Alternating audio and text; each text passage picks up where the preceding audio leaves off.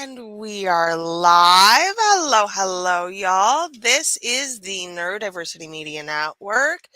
Today I am here with the fabulous Alice Miriam, and we're going to talk about creating your connection capital.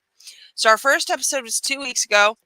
We talked about like foundational things, what it looks like to develop relationships for marketing purposes.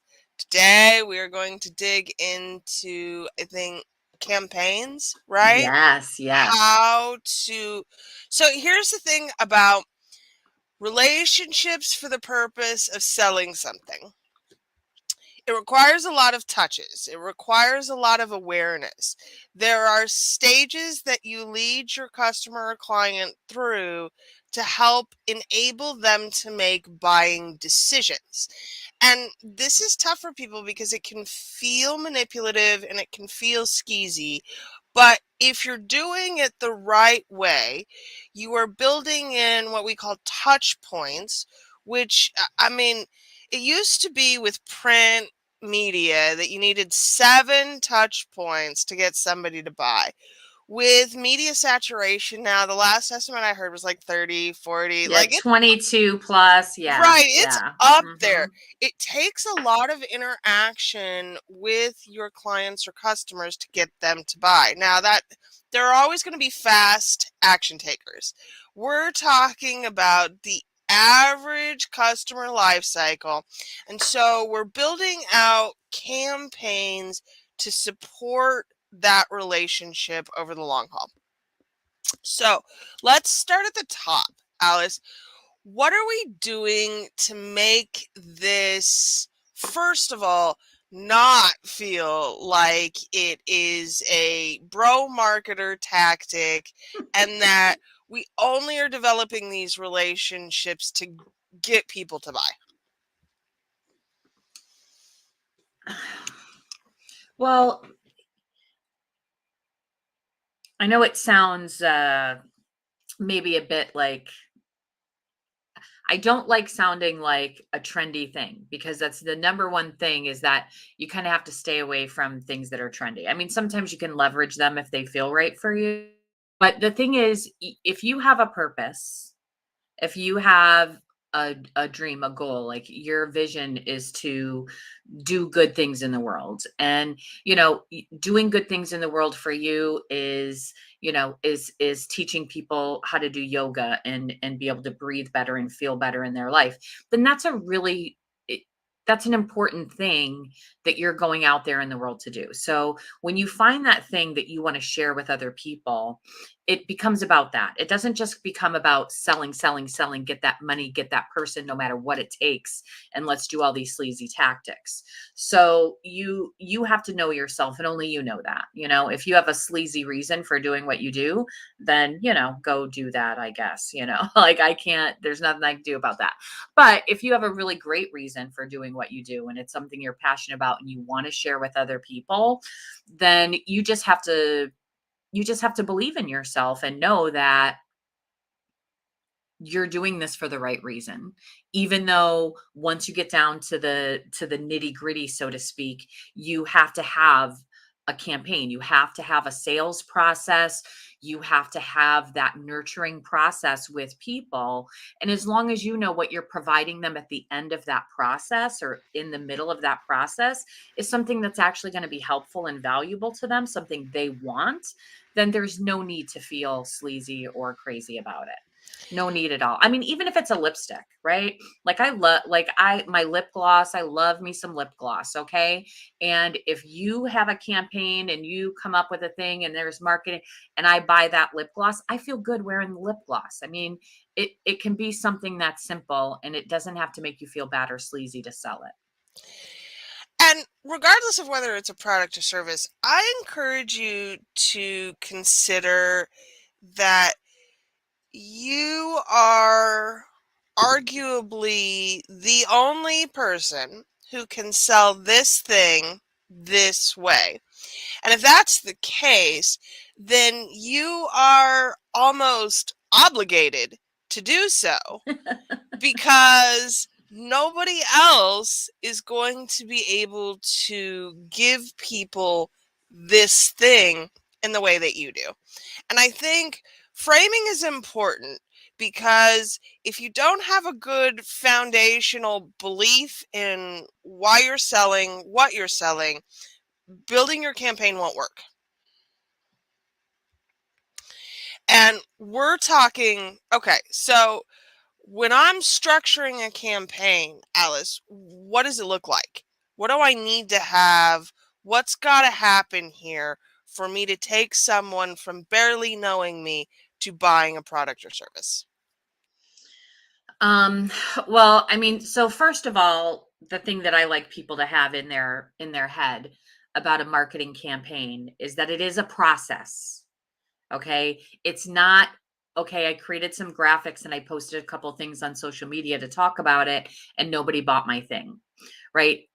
There's some context that you need. And it's unfortunate because a lot of people out there present things online as though, you can make a couple of posts online and then all of the sudden you can be generating income and sales from your courses or your products and services.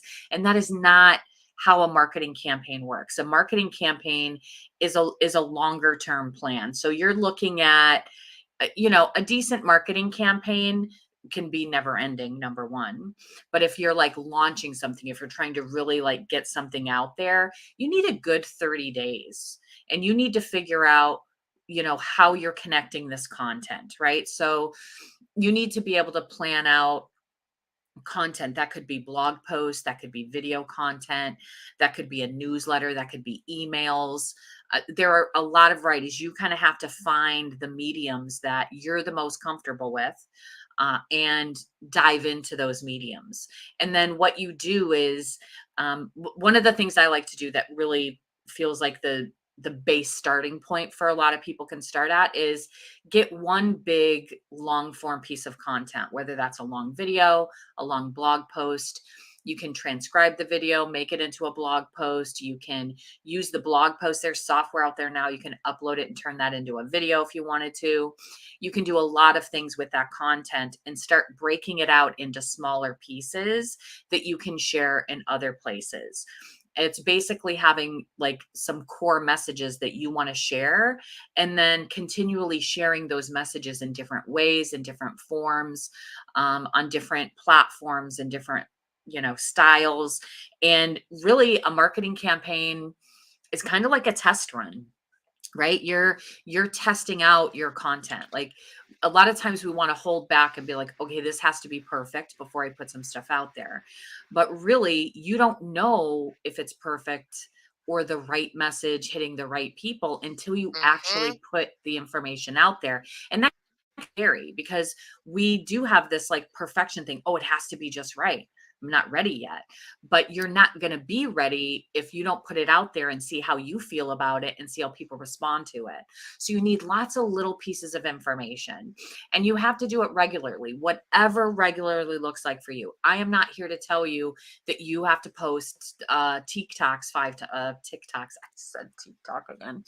Um, I'm sorry. It's TikTok. In my head, it's TikTok, and I say that. Um, my brain just takes it. It has Uh, been since it existed and will always be TikTok as far as Alice is concerned. right. It's I one of cannot. your more endearing traits, Yes, I I think. can't. Yes. I can't even with myself. I drive my kids crazy with that. Um, so you don't have to post 5 videos a day. You don't have to post on Facebook 20 times a day. Like you find a schedule that works for you, but you have to plan it out, right? There has to be a plan because a campaign isn't just one post, right? Um, Jeff Goodby and Rich Silverstein are like these big, the ad executives. They're the folks responsible for Got Milk. Okay.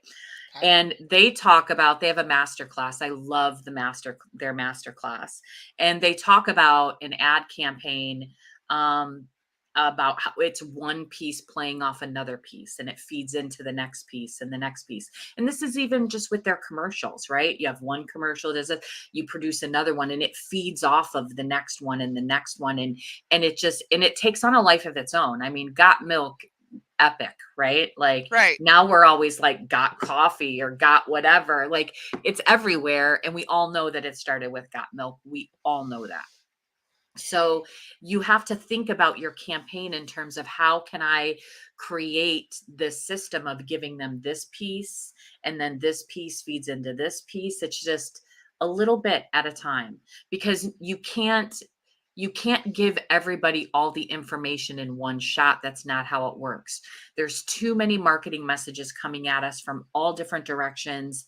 Every single day we're bombarded. And that's why when Breyer said earlier, like it used to be 7 messages, now it's like 20 to 30 to 40 messages we have to come in contact with. That's because it takes us a while to start to feel familiar with something enough to start to trust it. And we have to hear those little bits and pieces. Here's one little piece. Oh, that's interesting. Oh, now here's this other piece. And when combined with this, that's okay. That's a little more interesting. Right. And it keeps building on itself. So Mhm. maybe like think of it like Legos. You're going to build a giant, Lego battleship, or, it's just one piece at a time. Well, and I think Legos is a really apt analogy. So in March, I'm getting ready to launch a 4-week program for neurodivergent families. Starts at the beginning of March. I'm approximately halfway through my campaign. I have not even mentioned the name of the program yet. But I certainly had a podcast last week about homeschooling neurodivergent children. And I've had some content pieces about like my family. And so there's all these little pieces that come into play. Marketing campaigns aren't sales, right? Right. It's not, here's a link, buy my stuff. Right. Tell me how to have a call to action when there is no link to click. Let's talk about how that works. Yeah. Well, see, this is really important. The relationship building process and this marketing process is really about informing and getting connection, right? You need to be able to share your message with people who need to be able to see it and know if that message is right for them, if there's an initial spark or connection for that particular thing and the interest. And so what you need calls to action that help show you what that person's level of interest is. So are they clicking the like button? That's an action, right? And that can be a call to action. If you're putting it in email and you're linking over to social media, you can say, click here to go check out this article I just wrote on LinkedIn, right? And drive them over there. That's an action that they're taking, right? And that's what you need. You need to build those actions, because you'll know if that message is resonating with enough of the right people to even then go in for a sale or for an offer, to make an offer. But Right. even Like opening let's your talk. email. You have to for if you're doing this well, if you're experimenting with your marketing well, you're going to know before you even launch a program how well it potentially has to do. Now, that's no guarantee. But if my early marketing campaign is solid and it has trackable metrics, then I can predict with a certain degree of accuracy whether or not a program will do well or not. Absolutely. And that's also, you have the marketing campaign that's also about building that audience, right? And here, I mean, and this is where with marketing campaigns, the number one thing that you have to get right with it is you have to start with the right expectations. And I find that most people have very unrealistic expectations, and that is because the messages that are out there are are very misleading, right? I've seen, like, I've had clients that were disappointed in really good metrics. Even though I set the expectation from the beginning, this is how many people we can expect to enroll. This is how many people we can expect to buy. This is, this is what you can expect this first time around. And even exceeded those numbers a little bit and was still disappointed. And, and then I always realize why, because then I see mutual connections, posting stuff on social media like, hey, I just got my client a 67% conversion and did this and did that. And I'm thinking those numbers sound really great. And I'm not saying that they're not possible, but But they're, there's more to the story behind yes, those numbers. it's Always, either always, ads, always. it's either that they already have an audience and a list of thousands Mhm. of people. If you're not, you have to set your expectations based on where you're starting from. And this is the kind of context that's not really out there all the time with people talking about it. I see people doing this stuff all the time. They share screenshots of, look how many people I had enroll in my thing this week. You can do it too. Well, yeah, they had that many people enroll because they have 10 times that number on their email list already that they sent it out to. They have engaged, ready to go people. That's why they got those numbers. But if that's not where you're at, you're not going to get those numbers. And that's one of the biggest mistakes I see people make when they start to do a campaign of any kind is they don't get these really epic numbers and they get disappointed. So they think that this strategy or this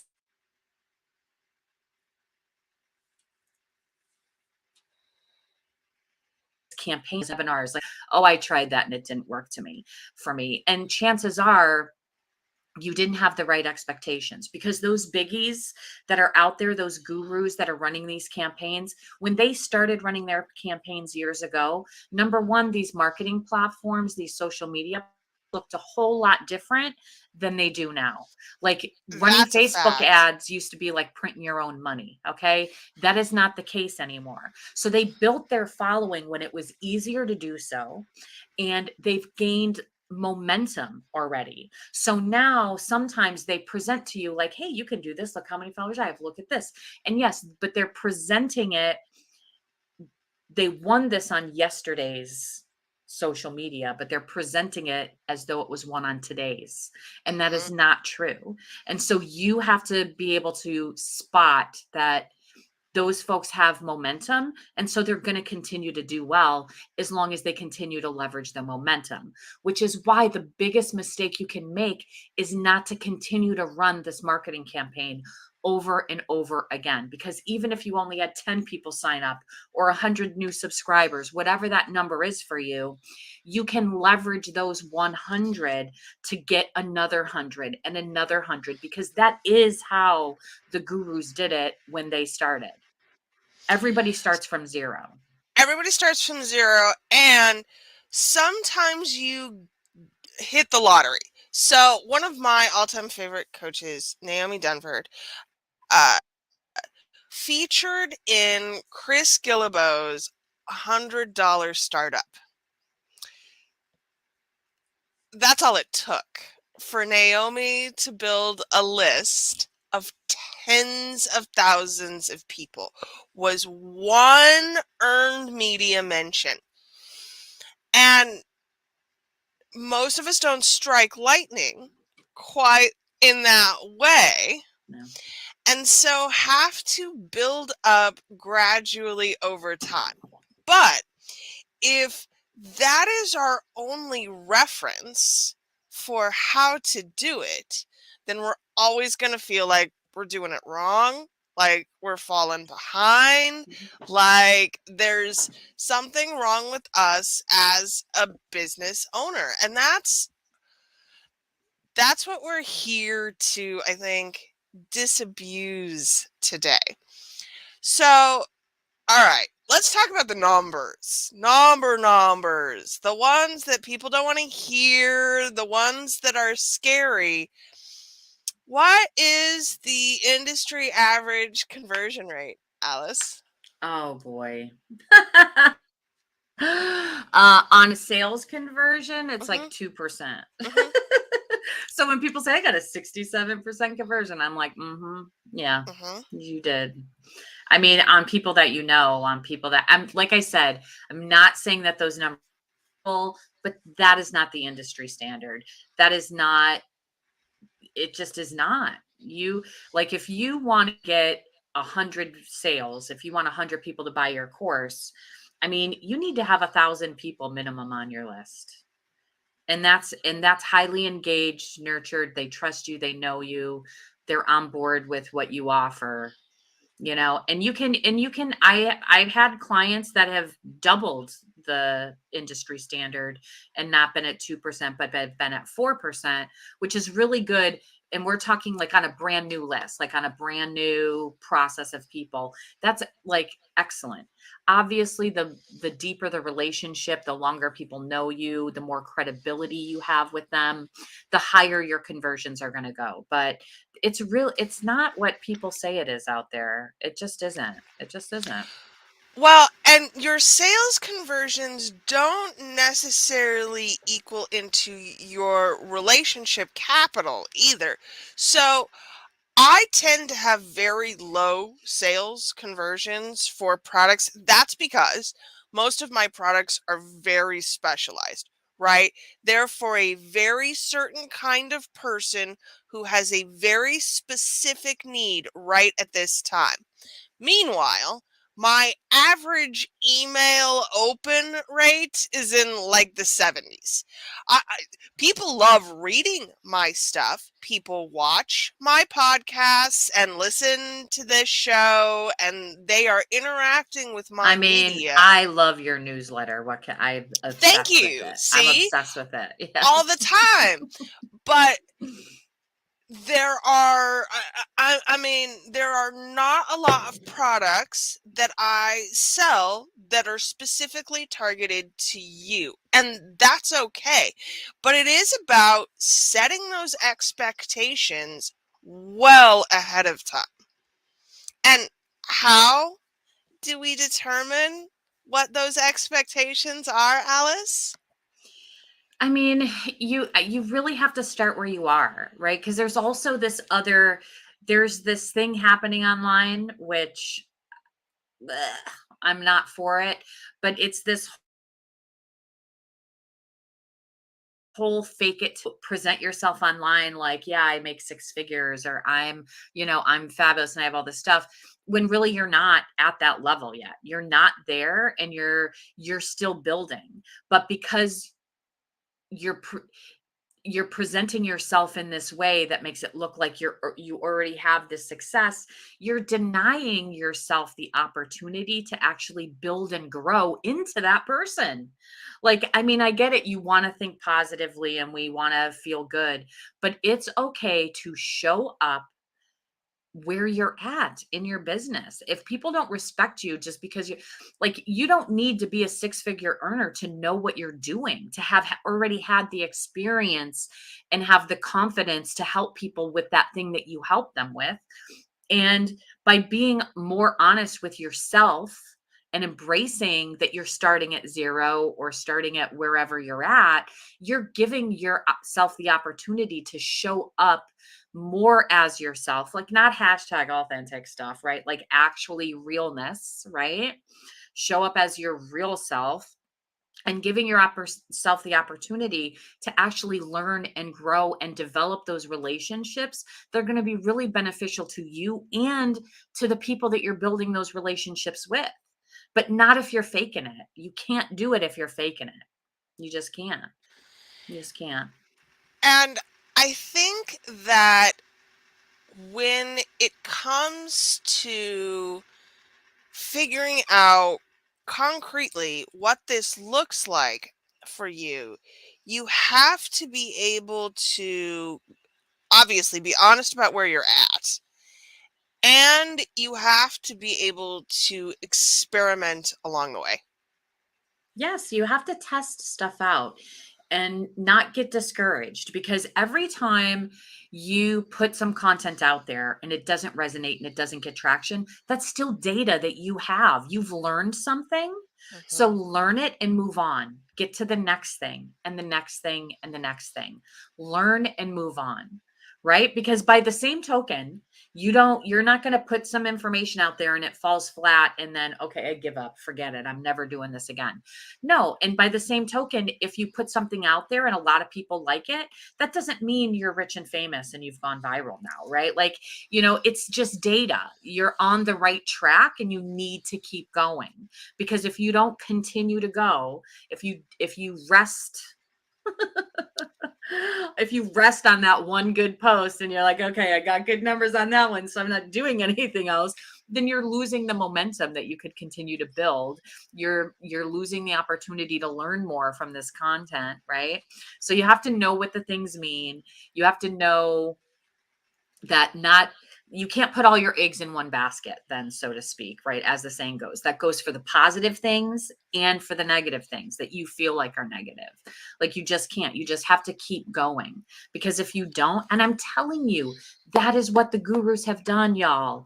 Like, you Mhm. should see, like, some of the biggest names in the industry, they've had the same dang course for the last 10 freaking years, and they're same market. They figured out their marketing materials and their messages, and they put them out over and over and over again and again, and they're still using them. They have the same email sequences, they have the same like, they just keep leveraging it and going it over and over again and building more and more and more. So, if you would like to examine a few particularly good examples of this, I encourage you to look at Amy Porterfield, That's because the number one person that always pops into my right. head is Amy Porterfield. I also really like Rachel Baxter Cook, and she's been selling the same thing forever. It's a mastermind program. She's got, some little smaller introductory offers so that you can get to know her work before you jump into the high level mastermind.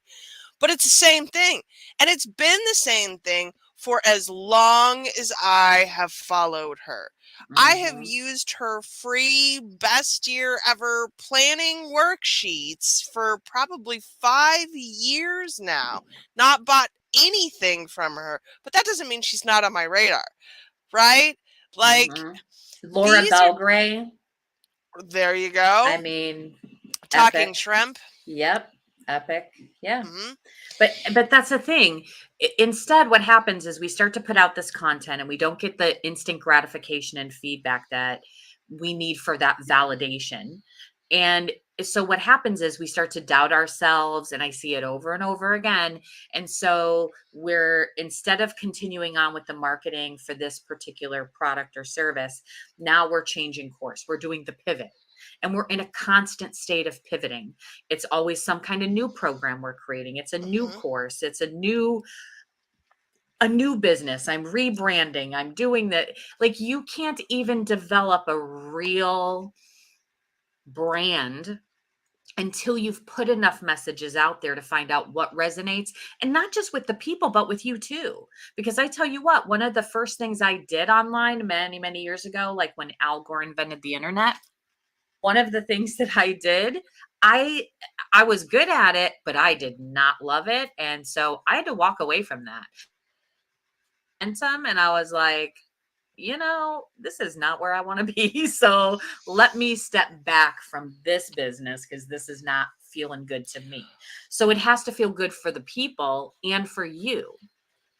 And pivoting in and of itself isn't a problem. And I say this to a neurodivergent audience, many of whom have Yes. ADHD, and likely pivot before breakfast at least twice, right? Yeah. Yes. Pivot is my middle name. Did you know That doesn't shock me. that?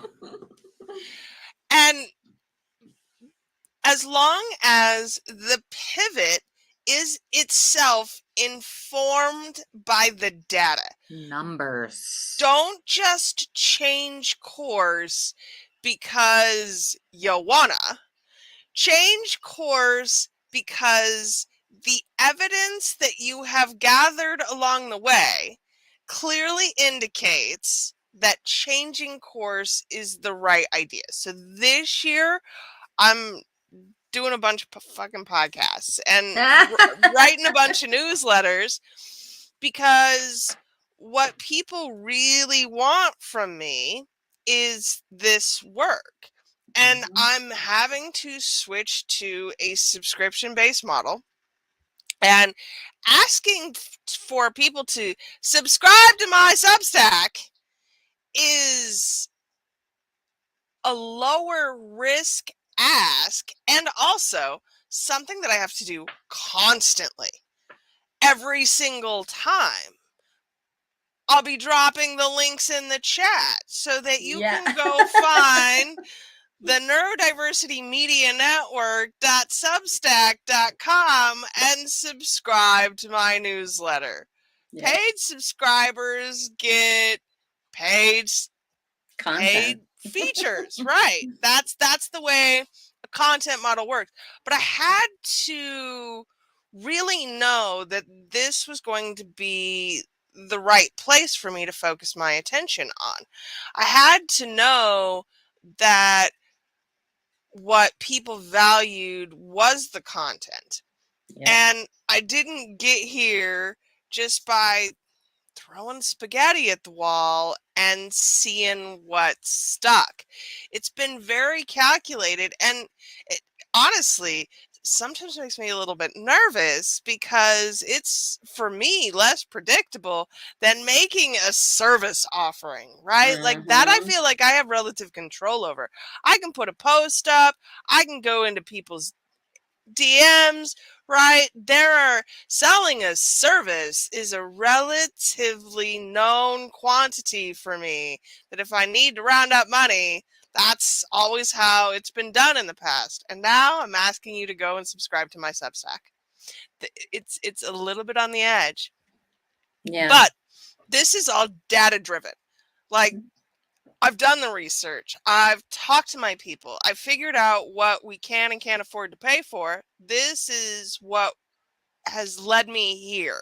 You have a newsletter that has a 70% open rate. That's I correct. mean, people, that's what and right. And you have enough people on your list to know people like your content. Like that's a thing. And so that's data, that's numbers. You've been doing this long enough that you know that that's a direction that you can take yourself in. But and to have the numbers, you have to have a certain level of consistency, which I do say as a person fully diagnosed and almost medicated with ADHD myself, and I have suffered from continual pivoting that was not helpful to me at all. So I've been there, I've done that, and it can be a challenge to keep your focus, especially if needing that validation to keep going. That's one of the reasons I like being part of a really great community of people and a network of people like yourself, like Marisa, so that I have people I can talk to that will say to me, no, Alice, this is good, just keep going. Or, you know what, I don't get this, don't do that. Right. I need honest feedback from people that I trust and that I know, and so that can be really important when you're building, is to find your people as well. Find where they are. Right, because a 30-day marketing campaign is like for most of us, that's like a nightmare. I have to talk Right. about the same I thing for 30 days. Are you kidding me? Yeah. It will not happen. And it doesn't have to if the touch points guide you there in an organic way that allow you to build a relationship. So let's talk about what that looks like structurally. I don't need numbers, but I do need kind of a sense of knowing that the work is working. How do you, as the campaign is going, assess for success measures? Obviously, we've talked about like likes and Hmm. Hmm. retweets and Yeah. anything, any response is a metric. But what are you using those metrics to quantify? Okay. Well, so the first thing is when you have a campaign is what is the goal of this campaign? You have to know what your goal is to know what the heck you're going to track and how and why and all that those bits. So and there can be all different kinds of goals for campaigns, right? You don't have to have a campaign just because you're launching a course, right? You could have an idea for a course. You can be using it to validate your idea that you want to make this course for, which I highly recommend is a good idea. You could be using this marketing campaign strict audience around that idea so that you can see what the level of interest is, what kind of paid content might they be interested in and looking for.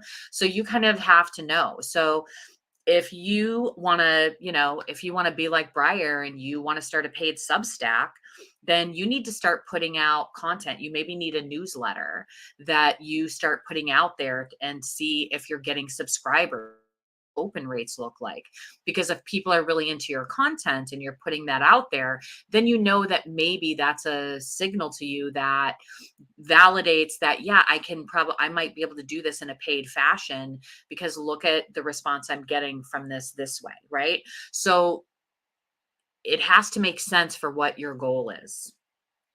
If it is a course, then maybe you're putting out a mini course, or maybe you're putting out smaller videos to see how people respond to watching videos and grabbing your downloads and open, right? Like if you're doing that and people are responding and that's starting to grow, then you know that maybe taking a course in that direction can be the right thing for your people and for you. So you can use it to validate. You can use it to eventually sell. You can use it just to build an audience around a particular idea, a concept, and you just have to know what that goal is and what mediums you're going to be using. So this is where we talk about milestones, right? That in order to create a successful campaign, I need to have a few touch points along the way. Potential if it's 30-day campaign, perhaps at 10 and 20 days, I need to be able to say, so this is what I should be doing at this point in time in the campaign. That way, I can adjust on the fly. Let's talk about what that looks like, Alice. What's the difference between shifting direction and pivoting? Aha. So, yeah. Well, pivoting is going in a different direction. Like pivoting is, okay, I'm selling eggs, but now I'm going to go sell milk. Like that's pivoting. Like it's a different, like you're like, nope, I'm going this way. Right. Whereas shifting looks like, okay, instead of talking about chickens laying eggs, I'm going to talk about scrambled eggs. Right. Ooh. Instead of talking about scrambled eggs, I'm going to talk about quiche. Like, let me get into this other area, right? So it's it's still in the same vein of who you are and what you do. It's just that, this particular message around that thing doesn't seem to be hitting right for you. Um, People don't seem to be responding to it. So you're enhancing that message in a slightly different way or wording it in a different way to see if that one can resonate more. Because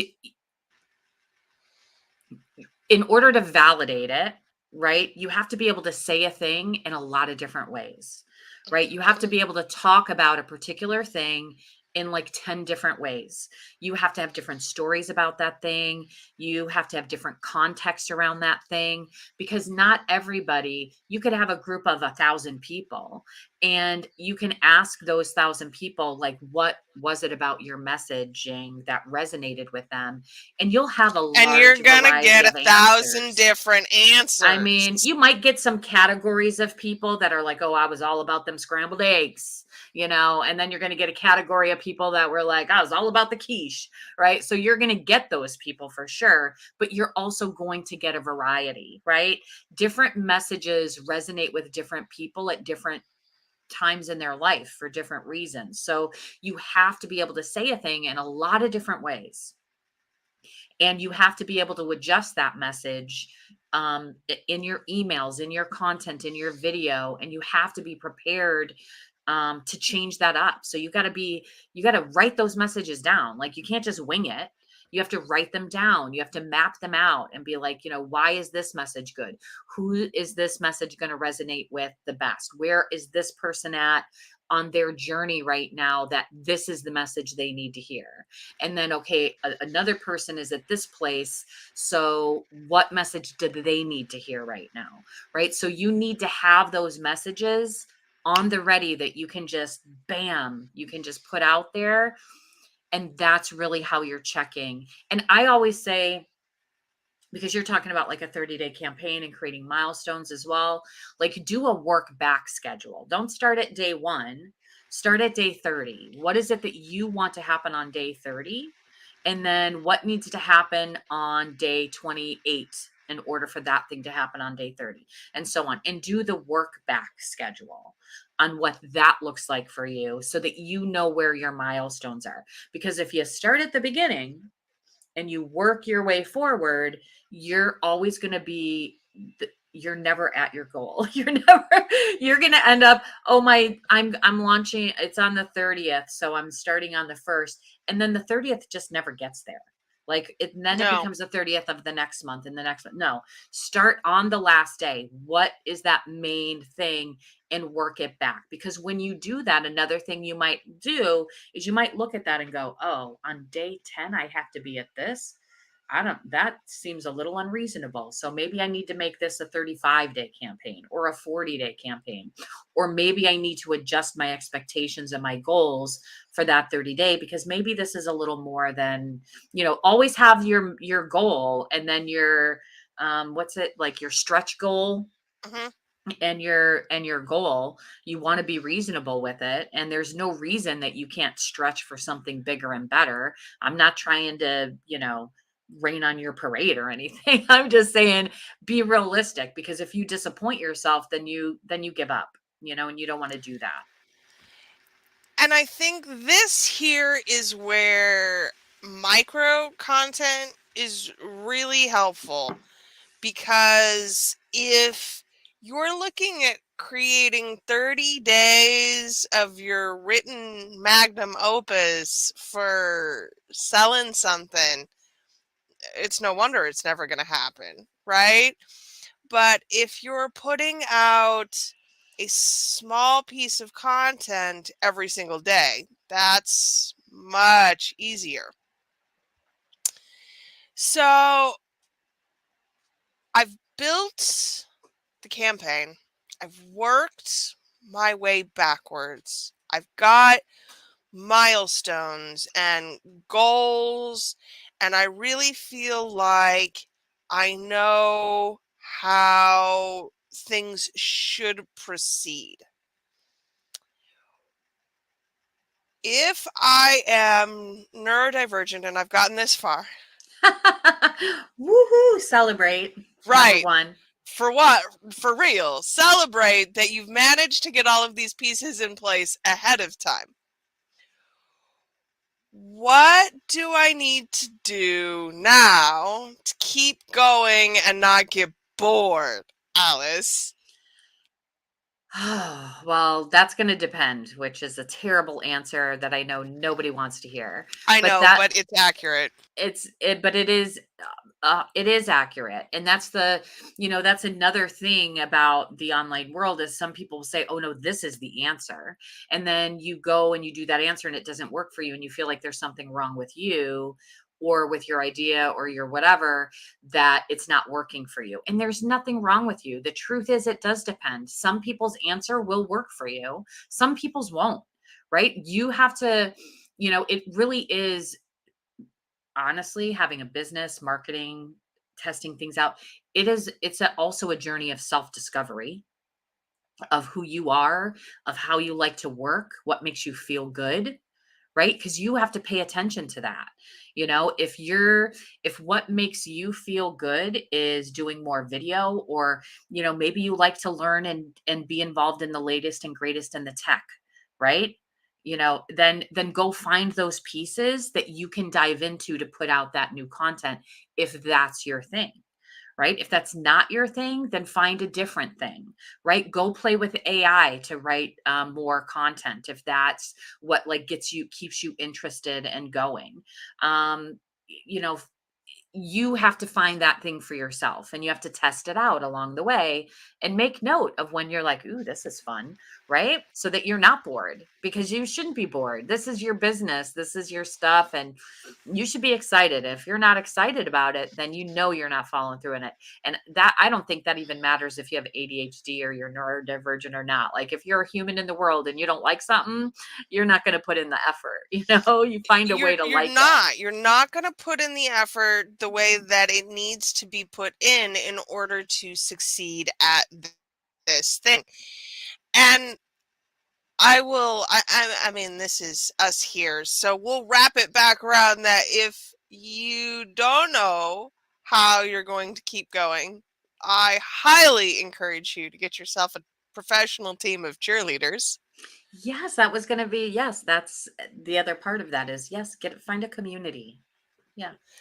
You need people, because there will be, when your campaigns are long, and there will inevitably be pieces that don't succeed.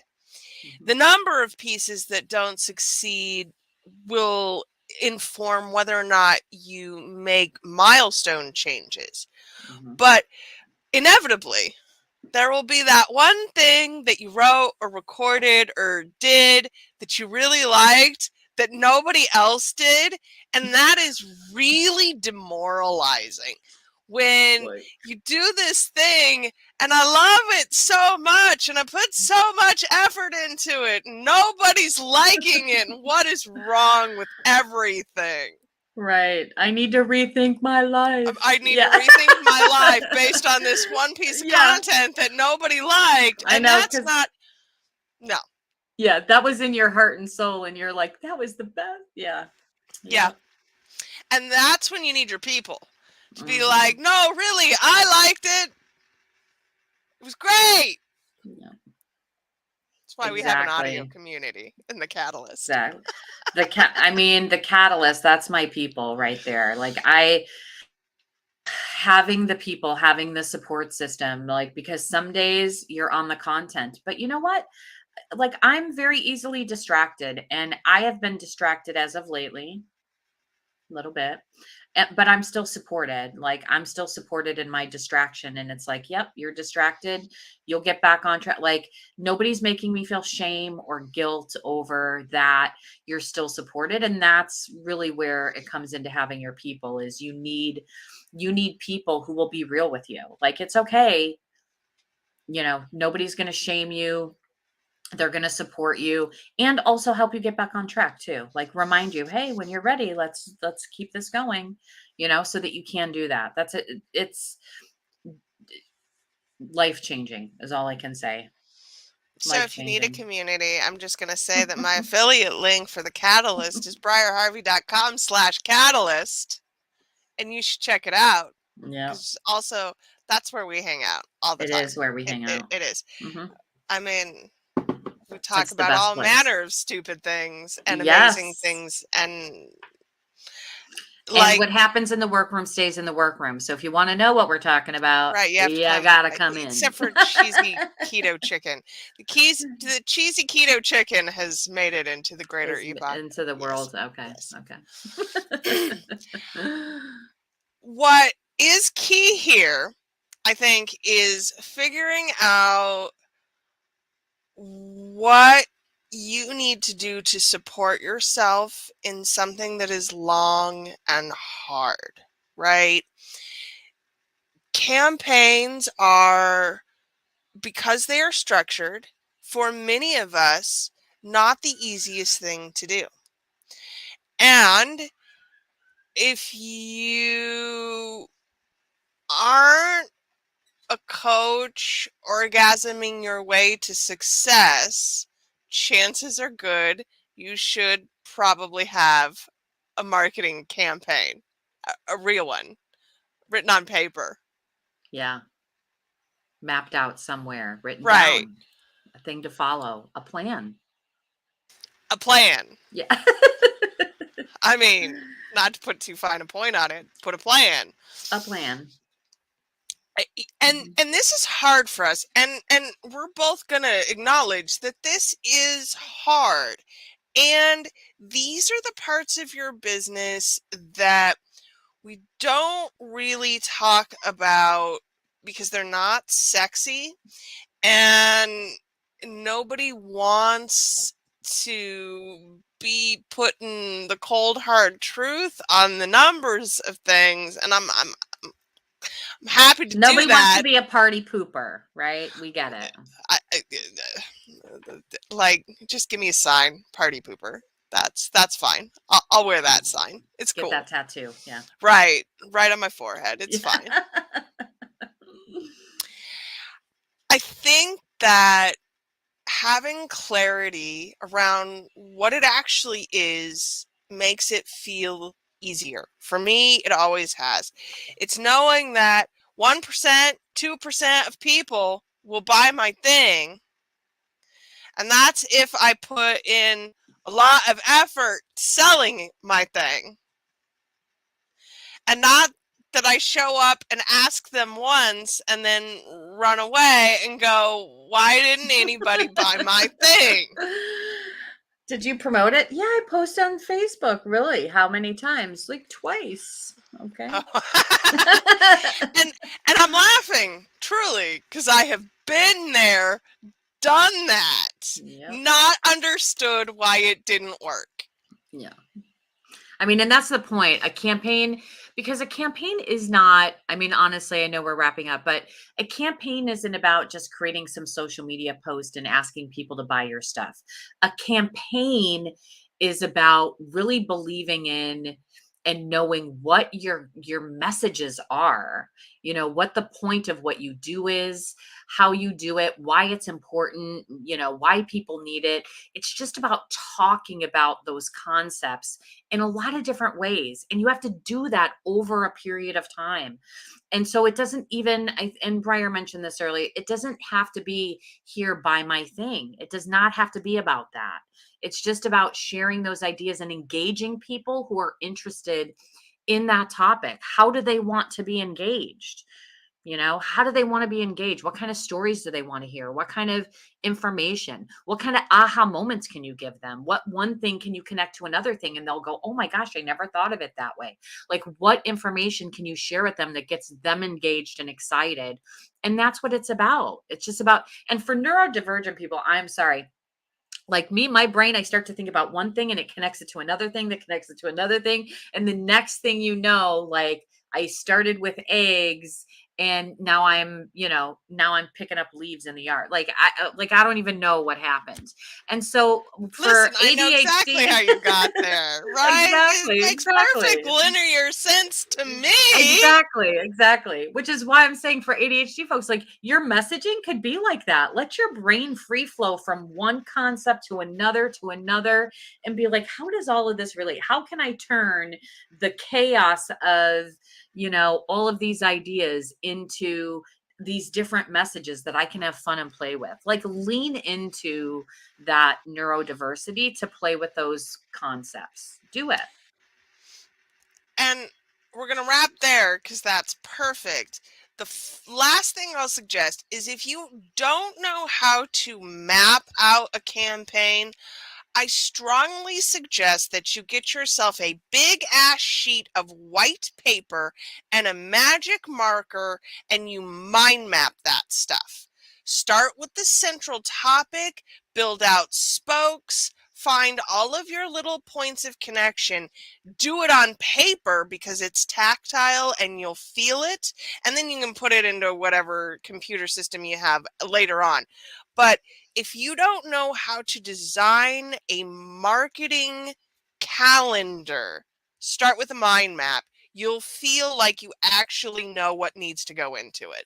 Yeah, and you can use Post-its too. I will Yes. sometimes get a big piece of paper or even on a space of wall and the Post-its because then I can move the Post-its around as well. Mhm. So that's also a good way to do it. All right, y'all. This has been amazing as always. What are we talking about next Yeah. time, Alice? That is a really good question.